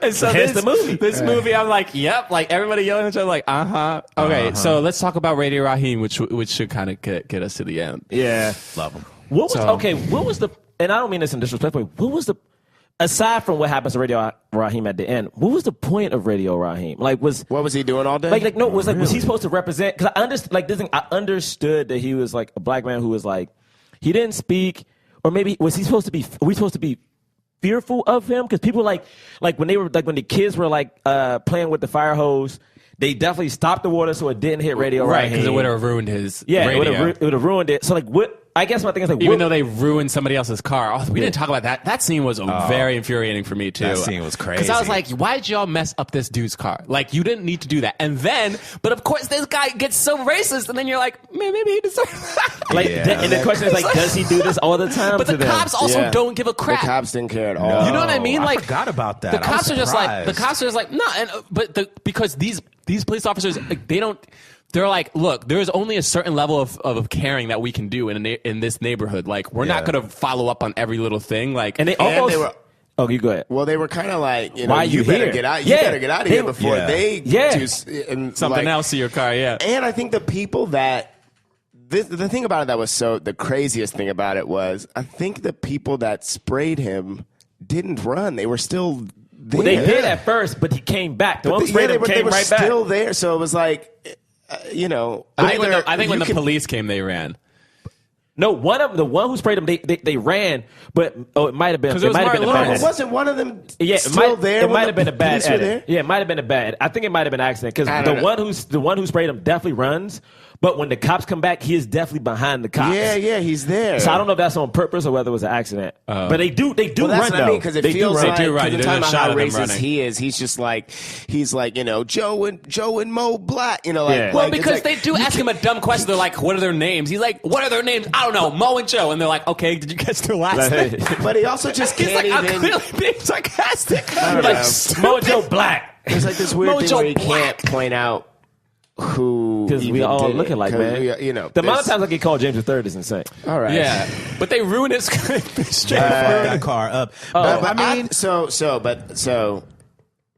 what I like about Radio Raheem, right? Because and Tane kind of already brought it up. Like he's playing Fight the Power the whole time, right? Which is kind of like he's the voice, you know. And then Sal calls the music African drums, and I've talked about this on Jungle the podcast music. before, but like jungle music calls it jungle music. There's this line in the Cully Museum where they're trying to take away our drums. And I think it was House Party. I was like, and I realized that the drums is our music. And then in this movie, that's what it is. It is that, right? It's the voice. The voice gets silenced, right? Yeah. And then everyone explodes and erupts. But then there's this unclear what are we fighting? Who are we fighting? Right? And then Fight the Power plays again, and we see all the white faces. And there's this weird the power is not. It's not Sal, right? It's not the pizza shop. It's this sort of overarching white majority that has pushed out, and so it feels like Radio Raheem, his purpose is he's that voice, he's that, he's those drums, he's that, because his main focal point is love and hate and this is, you know what I mean? But love will win. That's his biggest. Okay. Yeah. No, I was just wondering because every time I saw him, I just didn't know how I should feel about him. That was I just didn't know because he had the love, the hate, and he appeared and everyone. But I don't know. Everyone I think that's respected it. We him. don't know, I but think- we don't know him. We don't know right? him. I think we're known to respect him and also know he's a big guy and can fight if he needed to. But his thing is look, I play my music and I don't bother anybody except for the music. But the thing is except for literally, but the thing is not listening to you when you tell me to turn this music yeah, off. but his thing is look, I like to walk around and play my music loud, and if you can be okay with that, then everything will be cool. But if not, then we have a problem. And it's forcing people to accept that, this thing that they don't want to accept. It's so interesting. Really, really quick. When I moved into Harlem with two of my friends, our next door neighbor is a dude named Cowboy. His name is Cowboy. His name is Cowboy. He literally introduced himself, and he was like, "What's up? My name is Cowboy," and we were like, "Cool." And he was like, "Y'all moving in?" And we were like, "Yeah." And he was like, "Good." He was like, "Just so you know, I play my music loud." And we were like, "Okay." And he was like, "If you cool with that, then we cool." And I was Really? we were like, "Okay." yeah. Wow.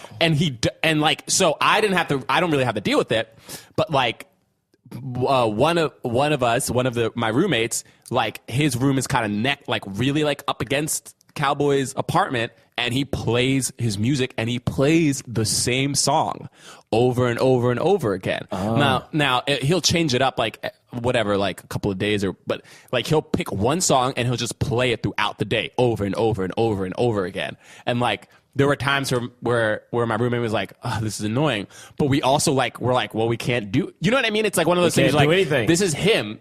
We're just going to accept that. You know what I mean? And because if we don't, then we have a problem. And that was Radio Raheem's whole thing. But at the same time, you're You're causing a disturbance, dude. you're causing a disturbance. So when is it okay for people, and it wasn't just Sal, right? We have The old also dudes didn't scene, like him. the old dudes didn't we have that scene also where there's a unknown unseen person yelling like, I'm trying to sleep, like shut up, and they're like, F you. Yeah. There's also that cool scene where it's like Hugh's music is louder, like him and Latino. the Latino lines dudes. on the corner, and like the back and forth. Yeah. You got it, man. Anyway, so we It's get really to the powerful. end where basically, Bugging Out kind of works Radio Raheem up. What's The stuttering guy. Smiley. Smiley. Yeah. Malcolm. Do you know that he wasn't originally in that script?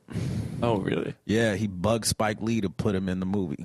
Robert, The actor? what's his you name? know- Robert Guinevere G. Smith. Smith. He doesn't know how actually that's- stutter, does he? That's No. how. Who else? He's a brilliant actor. Who else got put on like that? They ran up on Spike Lee on the street. Was it Mekhi Phifer or was it? It could have been. It was either Mekhi Phifer or Anthony Mackie. I'm not sure, but they've done a number of like solo shows together. I think he has a solo show out now about Rodney King. Oh, wow. Yeah. Anyway, so they come in, they kind of barge into Sal's place while they're like closing up. They actually had just let a bunch of those young adults like kind of in, even though they were supposed to be closed. And Sal was like, just let them in, and like I'm gonna give them like one more slice of pizza. So, and then they kind of burst in. They're blasting the music, and Sal's like, I told you to turn that music off. They're just yelling back and forth, back and forth, back and forth. And then Sal then is like, you nigga, and takes his bat and just breaks Radio Raheem's radio, just destroys it. And like now the young kids were, I think, first on Sal's side, and they were like, oh, we niggas now. Like once he said that, they lost him, and you kind of lose a little bit of the audience too. And there's a stare down that happens, and then Radio Raheem just grabs Sal and just starts choking him out. Now he looked like he was going to kill him. Yeah. So Sal his was gonna son, die. so his sons were on top of him too. They're all trying to fight, but the kids are into it, so they're kind of outnumbered. Mookie's like, oh, like just kind of watching the whole thing. It gets taken out on the street. Like Radio Raheem's killing Sal. The police show up and then like grab Radio Raheem and choke him out. And then there's like one cop who's like, okay, stop, that's enough.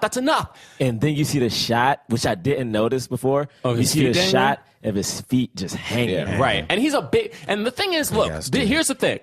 He is resisting the entire time. Yeah. There's not one point where he's not resisting.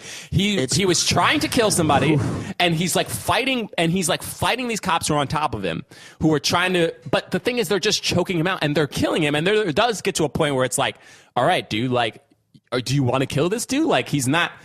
Like, how much of he doesn't have a gun in his hand. He's not an immediate threat anymore. You don't have to kill him. I know you're trying to subdue him, but like they just kill him. And you hear the other cop say, tell him Repeatedly. to You're killing stop. him. You're killing Yeah. him. And he says no. Yeah, he says does. no out loud. Right, because he can still feel a little bit of resistance, so he doesn't want to stop. Yeah. Don't cops have tasers? I don't know if they had tasers there. Because the only reason I bring that up is because this chokehold that we're talking about, this chokehold is the same chokehold that has killed a black man in New York City. The same fucking chokehold that's on tape. That black man didn't resist. Still was killed with the same chokehold. Yeah, My only reason I bring it up is there. and this they is did not that for talking somebody about who's like selling cigarettes. cigarettes. And this is not trying to say like, Eric we're not trying to Gardner. get into a cop conversation, but it's just like, yo, is there no way to like restrain people? And then speaking of Eric Gardner, right? It's like he died over cigarettes is a thing people said those exact words. And then in this movie they say he died because he had a radio. Like Right. Yeah. Which is true. Like that was the focal. Like he was like, I want to just be able to play my music loud in your store, which is a weird thing to want. But like, it's such a small thing, which is what we're talking about. Like everything gets blown out of proportion because everybody's so angry and so aggressive and so agitated that like a thing like a radio is the last straw, and then basically a riot happens after that. But they kicked him. Like when he was dead on the ground, the cop who was like scared and who said stop was kicking him to get up. Well, yeah, because he wanted him to wake he up. really wanted him to But wake he up. wanted and the him. other thing is, I don't give a think shit it if you was want him to just wake to up, wake up, but you though. kick him. Yeah, no, He I mean, kicked him it's- because he was it's- pissed off at him for dying. Yeah, he was mad at him. Yes. And it's Because now I got to it's do paperwork. completely Well, disrespectful. not just paperwork. He was like I'm being scared. facetious, It's but you know what I'm saying. It's completely disrespectful, but it's like That is it's what- such an just a flight kind of moment. Like Yeah. he's like, just get up. Do not be dead. This is the worst thing that could happen. Yeah, I just want to add something. It wasn't just the police. There was one like random Italian dude character in there that was helping the police. Do y'all remember Oh, that? he was undercover cop. I think at one Oh, point he was you- an undercover? Yeah, he was an undercover cop. Then I stand corrected. At one, I know what you're talking about because I was like, "Who's this dude?" But then at one point, I saw an image of him like getting to either getting to a cop car or his badge like kind of swing out. Oh, wow. Okay. And the thing, and then the, you know, they tear up Sal's shop, you know, which like. Mookie. You know, Mookie does it. Mookie takes a garbage can, throws it through the window, and then everything goes loose. So they tear up his shop like as revenge, basically, for what the police did. And the mayor's like, he didn't do anything, and like.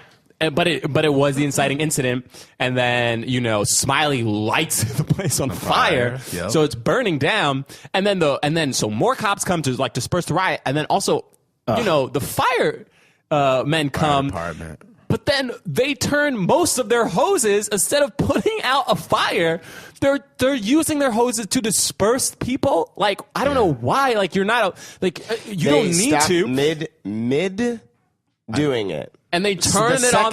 The second the police are like, "This is your final warning," they just stop caring about the Yeah, flames. and they turn their which is obviously reminiscent of the civil rights era. Yes. And then not only that, but then like there are some of them are like there's like one hose that's going towards the fire, and then you see like some of the community members like tackle those people and start fighting with the firemen, and you're like, this is. Ball's insane. Like it's just crazy. That's the riots in 92. And that's the riot. So and then Yeah. and anyway, like we said, the next day happens. So anyway, it's a crazy film. But we got to start. Yeah, we got to start. film. Y'all hung out with us for a long time. in Thank this you. one. And then I was gonna bring up a swirl, but what I you- don't have a swirl for this Swirl? one, man. Oh, I you got a like swirl? I like to bring up. There were no white women in this like, movie at all. Yeah, usually like Not one. When you see like movies with like black actors, male leads, they never have sex with the white woman in the movie. That came after. That was Jungle Fever. I know, Jungle but the whole Fever. point of that. But I don't. I try to find it when it's not about their race. Jungle Fever was about the whole. Jungle yes. Fever. Well, I guess this one had a swirl because you have Rosie Perez and Spike Lee. It was interracial. It was interracial but, for sure. You know, we ain't got time for it. And they had anyway. an interracial baby. And Yeah. I actually don't. I also don't. I don't have a movie I want to talk about. Good, man. You don't have a what? You don't? He usually does a I bit usually about just talk bad about movies. a bad movie. James loves bad movies. That's his thing. I love know. bad movies. I've seen your Facebook page. Yep. All right. You love some Ninja Turtle Jurassic Park. Yeah. Hell yeah, Oh, baby. man. Oh, stop him. What? Can I Die just Hard talk about 7. those from now No, on? Like, they don't even have to be no, movies, but no. Can I just talk about Ninja Turtles at the end of the No, movie? John, set up Something the I want to end. say, though, Oh. something I want to say before we go into the calls real quick. Just a thing that I love about the movie is, I know I keep bringing up things I think are super artsy about it that I really like, but one of the first things that Sal says is, "I'm going to kill somebody today." Oh, yeah. He I didn't even think says, about "I'm going to that. kill A little somebody today." foreshadowing. Yeah, man. And then every time he picks up a bat, you just like think, is this the moment he's going to kill somebody? Yeah, Also, he it's does. like- For you, when you're first watching, this is the first I've seen it. Like, you just keeps picking up a bat, and it's like, oh my God, this Yeah, man put is. that bat down. He's ready to fight too. He's gonna I know kill his son somebody. keeps being like, oh, and I have to say this one moment, like when the place is burning down. We've established we didn't talk too much about John Turturro's character, but he's the son who is like kind of raises. He's like he keeps telling Sal, I want to move out of here. Like why do we like these people are animals, like you know, and he's like so super racist. Even though he has this moment with Mookie, Spike Lee's character, who's like, bro, who's your favorite basketball player? Michael Jordan. Who's your favorite like? They're not black though. Rock artist, like Musician. musician. He's like Prince. Like he loves black. He does love black entertainers, and he's like, but they're not black, you know. Anyway, so like, and he also talks about the fact that his friends are making fun of him, and like that's one of the reasons he's racially. You know what I mean? Like he's racist because like of the peer pressure from the people that don't live, you know, in his community, But then at the end of the film, like you know, he's had all this hatred in his heart, and even though there are moments where he's disproven, and his father's like no, you're wrong. But then at the end of the film, he sees his place being burnt down, by this community that just like turned on them because of this incident that happened that was kind of out of their control. And he's just like, niggers. And he said that line, and I was like, and this is why people are so because it was justified. I literally was like, it was justified for him. It was justified. Now, he looked at it and he was justified, and he's like, you can never convince that person that you know what I mean? And now that's you passed can down. You can That never mind is reroute. closed. That mind is completely closed now, and I was just like, this is how the cycle just continues. And It was such a powerful. kids. To me, it was so powerful. I was just like, oh, flip, man. His 2 kids will now hate black people. Like Yep. it's like that is now passed down. Yeah. Here's my gift to you. So anyway, Here's my but and like at the same time, this whole community just saw a black man just get just got murdered. murdered. And Again. like, so they're also like, I'm not trusting white people. You know Because what I the mean? Latino says the Latino guy, I can't remember his character's name, but he literally says, "Oh, they did it again," and he starts saying names. Yeah. He starts saying Yeah. names. So, okay, now we're going to do the cause. We rate films not based on how much we like them, but whether they help, the cause of more leading actors of color in Hollywood, in major motion pictures. Okay. So this was somewhat of an independent film, but it was like it had a high profile. A lot of people saw it. So, did National it help? Film Registry, did it help y'all. the cause? We either give it a black fist, meaning it fully helped the cause, a white palm, meaning it was so-so, or nothing, meaning it didn't help the cause. All right? On the count of 3, we're going to raise up what we think it should have gotten. Whew. Okay, ready? 1, 2, 3. Full black fist. Yeah, 4 black fists. Knew that was coming. Oh, come on. Full black fist. All right, y'all want to say it real quick, like why you did it? Oh, I mean, it's obvious. I mean, if you go to the IMDb page of Do the Right Thing, this movie spawned so many great careers of actors of color, and it's just like such an important film. It's a political film. It's an artistic film, and it just, I mean, it basically brought a lot of the identity politics and racial politics and just everything going on. It just took all of those issues and brought them to the forefront and put it into the American consciousness, at a time when a movie like Driving Miss Daisy wins the Oscar for Best Film. Right. It's just brutally honest, and it made a lot of people's careers, and I think it definitely put Spike Lee in that pantheon of great directors as well. Exactly. I give it the black fist. Yeah. Yeah, I mean, I gave it a black fist for basically the same thing. It's like, especially because, there aren't that many black directors. There's so few, and Spike Lee is the most famous black director, and this movie is one of, if not, the reason that is. And, he did it in a way that's it was just so truthful and so impactful, so many different things to talk about. I mean, I feel like we had a very long conversation. I feel like we barely talked about the movie, yeah, which is crazy. Like, yes, and of course, I mean, you have so many people like Juan Carlo and Samuel Jackson and like Martin Lawrence who have like these small roles, but like we know how much like high profile film, to have a small role in a high profile film really helps your career, and I think it helped all those people, and then also like acknowledging great, actors of color who had already been working, like Ruby Dee, and Ruby Dee. Ossie Davis. Yeah, and Ossie Davis. And Bill Nunn. And so it was, this movie was just, it was great. Obviously it gets a black fist. Yeah. Yeah, I gave it a black fist because, I mean, this film is in the National Film Registry. That's such a powerful thing to have happen. And also, the relevance of this movie is just shocking, And I just feel like if you haven't seen it, you should see it. Mm-hmm. Like, again, it's well done, but it's just shocking how relevant this movie is. It's just, I mean, this is what 30-something years old now? What was that? It's about 28, 29? 29-ish. It's like, this is insane. Holy crap. Yeah. And like we're still dealing with the same thing. So to me, it's like it just felt relevant. It just felt powerful, and that's why I got that fist. Yeah, I mean, everybody said it. I'm gonna point to a line in the movie. The guy says, "Are you done with your soliloquy?" it's a very theatrical word, and there's something.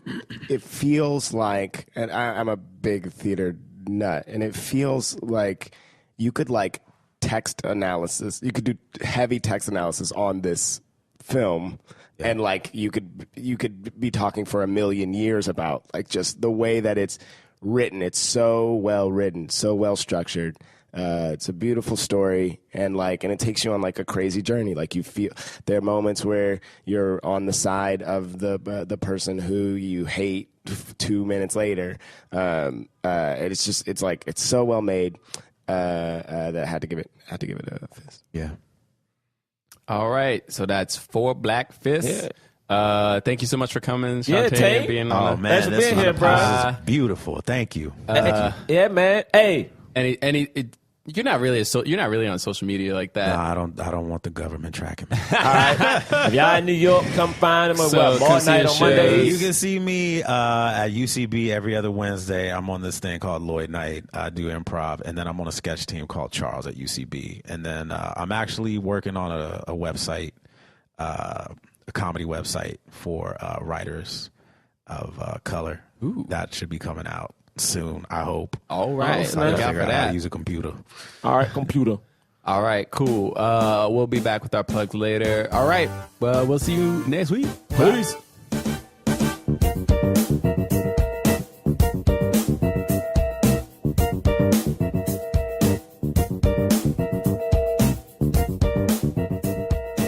All right, time for some plugs.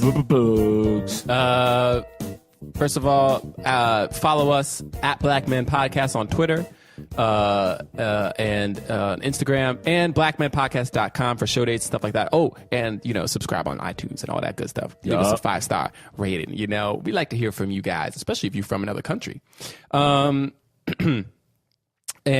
blah, blah, blah, shows. I mean, I don't think we have any. I don't know what time it is the problem. What show? We have a showcase kind of show at UCB East on September 27th. Oh, yeah, we don't know what time For that is. Astronomy Club. We don't know what time that is. Probably going to be 8. I'm just going to say it's 8. Well, there's no need to say that. Maybe it is. Maybe it isn't. Check our website when we get the details. You can follow me at John Braylock on Twitter, Instagram, Snapchat, johnbraylock.com for videos and stuff like that. And that's all for me. Yeah, you can follow me at Jerah Milligan on Instagram, Twitter, all that good stuff. Check out MTV, yada, yada, yada. Bang, bang, bang, boom. You can follow me at James Third Comedy. Third is 3RD. You can go to jamesthirdcomedy.com. I hate when you do that, boys. All It's right. just how I and sound. oh goodness gracious! Next week we will be reviewing the film Undercover Brother, Undercover Brother! starring Eddie Griffin, Oh, yeah. and that will be a live episode. Coming out of the Hollywood Improv, because we're going to be in Hollywood! Or we were. We right? already were. We would have been. Or Yeah. we're there now while you're listening to this. Oh, yeah, true. Right? Guys, I don't know Kind of. time I and am. space. I am. I am too. All right. That's all. We'll see you next week. Bye. That was a HeadGum podcast.